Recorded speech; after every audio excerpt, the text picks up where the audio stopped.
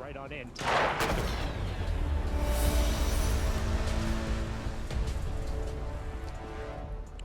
Here it is, game number 3 of the NA East Finals. Just day number 1 though, so stay with us as things are starting to heat up here. The leaderboards really showing who's the breakaway players. Jamper and Duke, Aegis and Rise, Spade and Chimp are up at the top with a nice comfortable lead, but for Rise and Aegis, it has been an uphill battle. Great start.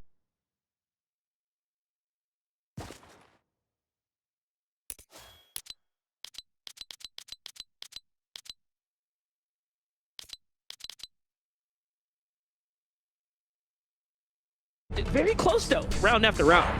I just really appreciate it's the very little things going through the input speed to be able to land directly on top of that vending machine, grab one of those Stinger SMGs out, and then equip it in that time. It's pretty bonkers as we're going to swing on over to Golden and Walkers, who are going to be able to take that fight here over on the eastern side of the map. They're going to feel good about getting that resolved pretty quickly, as Walkers also avoids being full finished, which is definitely a boon coming through, as the Threats is going to pick up the full confirm onto Iron Star, and we're going to get a replay of what went down here.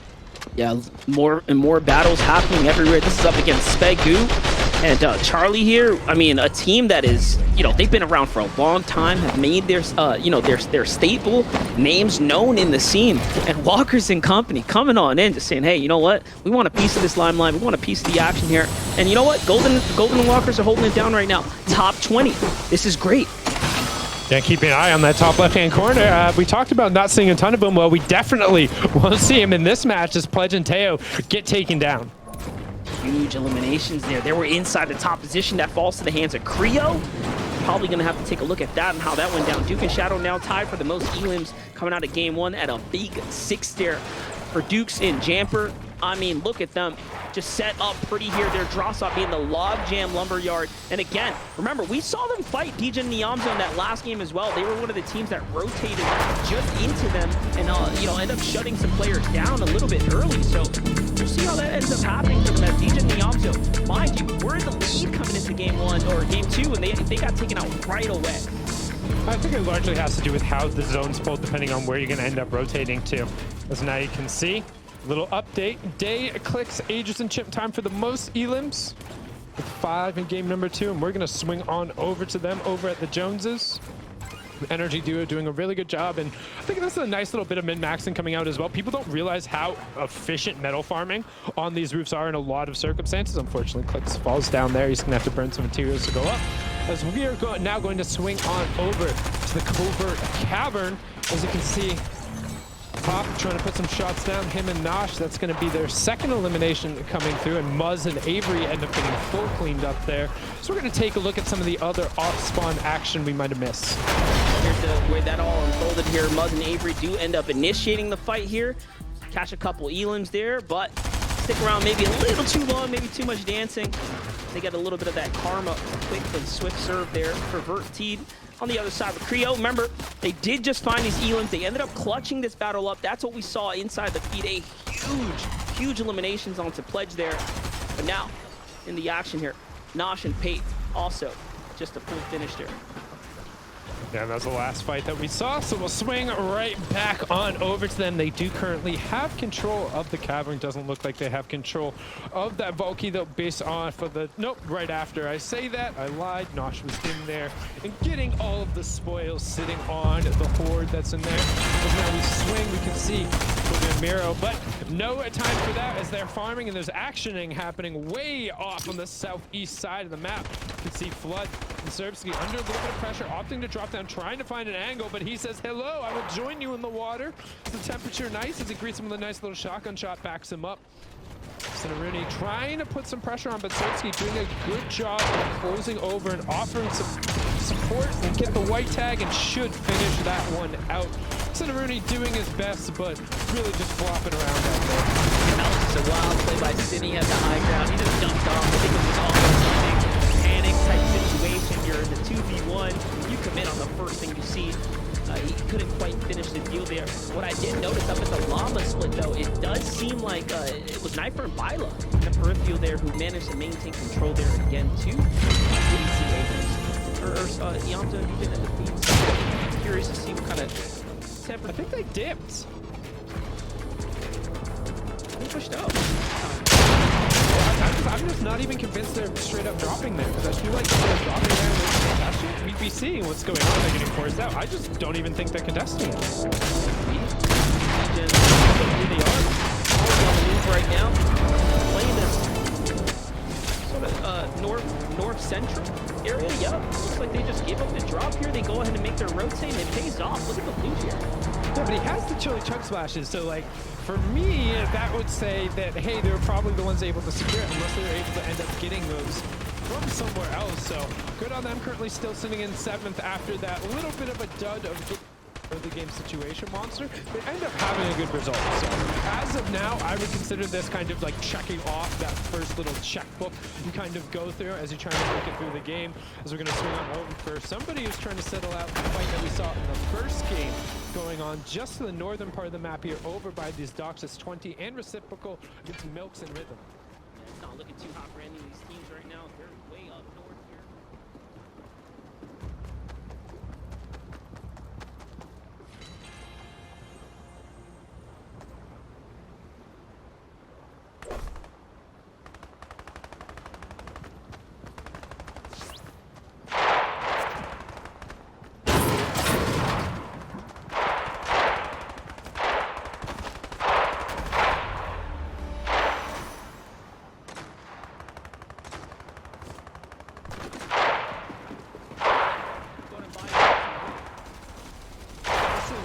This is a not pretty fight from either way. Milk's able to get some great damage out on return. He really shouldn't have been able to open up there.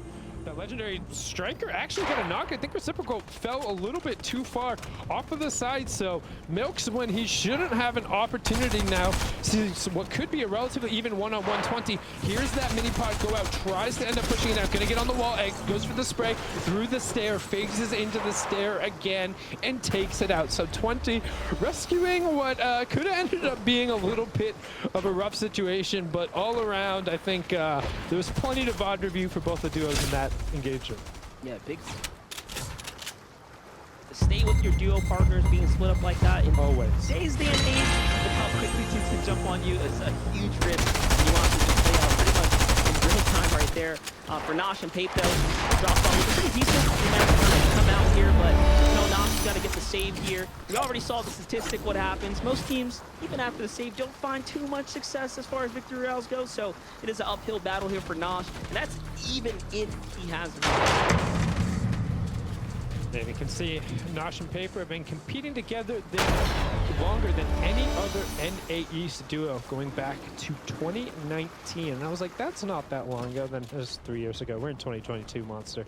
Time flies, man. A lot of FORTNITE. A lot of FORTNITE. Time has wings, and it has taken off, my friend. Here's Nosh, though. You know, trying to do his thing. Take a look at the map. Still, 2 more duos lurking inside the cavern, 2 more duos on top of the cavern. It's going to be a hot spot throughout the entire weekend here. On over to the other side, this is the complete opposite for Clix and Day, who are just driving their way across the map right now. Mind you, this is a team that will hop out and take a battle anytime along the way here. So anyone that does cross their path do have to be hyper cautious. They're probably looking for a surge fight, honestly. Yeah, looking to get some tags. Generally, it will be Clix driving, and then Day being the one looking for shots out towards the side right now. So we do get a nice little 3-split. Clix and Day up in the top. Bug up bottom left-hand corner. Rides and Agers in the bottom right-hand corner. I'm just looking for some space right now as Rise doing a good job, but there's a lot of teams right down by this Greasy Grove area, so could get awkward, whereas Booga, they got space for days, Monster. They got tracts of land, acres, maybe even hectares. Yeah, not to mention they do have that Chonkers Speedway vehicle as well. That's their prime possession, if you will, from their drop spots. The reason that their drop plays so well. Not only does it have the heals, the ammo, and everything else to work with, you get that vehicle, you get the big wheels too to travel all terrain, claim what it is that you want early. Jamper and some of the other sticking to their general drop, position themselves nice high up here, finding any type of tag. These type of playstyles reward people with heavy accuracy. This is a team that has managed to do it so far, because we haven't seen them once in a weird search type position where they have to fight for it. Yeah, so fun fact, so no elims this game, right? Duke's sitting on, like we just saw on the top right-hand part of your screen, Dukes has 10 elims individually. That's worth 30 points. So if you just took Dukes as eliminations and put them on the leaderboard, Duke is sitting in 19th right now. That's a large part of the reason that they're in first place. I mean, he had 6 elims in their first game, just third place, 7 elims. And then the next game, third place, 8 elims, where he had 4 of them. So really occupying a large portion of the team's elims right now, currently sitting at 2/3. As Bucky and Cam trying to find some space here, but a long rotate, and a lot of teams have a line of sight of them. And that's Spade right now, I believe currently our 4th place team, who's just been ripping shots. We haven't seen a ton of them, but their game plan has been tight so far, Monster. Not to mention paired up with Chimp, young controller player there. Kind of player who has been continuing to make his way to FNCS finals, working his way up the ranks as far as who his duo partners have been. And now he's paired up with one of the bigger vets we've ever seen him play with, and they're doing just fine. And it kind of just looks like another Bucky and Cam type situation. Big vet pick up a young hot player, and all of a sudden now they're gelling really well and, you know, finding success here. So it's these hybrid teams, these hybrid, you know, talented players coming out here. New duos being formed, new legacies being made. Yeah, and there's something to be said for having a player who's been in these types of situations to kind of give you that little bit of a stepping stool, right? Because obviously any player can hop in. If you have the individual skill, you'll make it there. But the advantage you get by having somebody able to tell you, like, here's what you can likely face in this situation. Like, here's probably the best thing we could do here. It's like, oh, this team might end up doing this. We need to be ready for it. Just having that in your back pocket and being able to level up that much faster. And now it allows them to put results on what is the biggest of stages. Like, we're competing for around $600,000 here in the NA East. I mean, there's a lot on the line, as we see on the left-hand side. Yamzu and DJ, we talked about their hot start, but right now it seems like that engine is stalling as they're below surge, and that's 25 seconds before they're going to have to fight, and we're going for it. They're ascending. This is what happens when you give up your drop.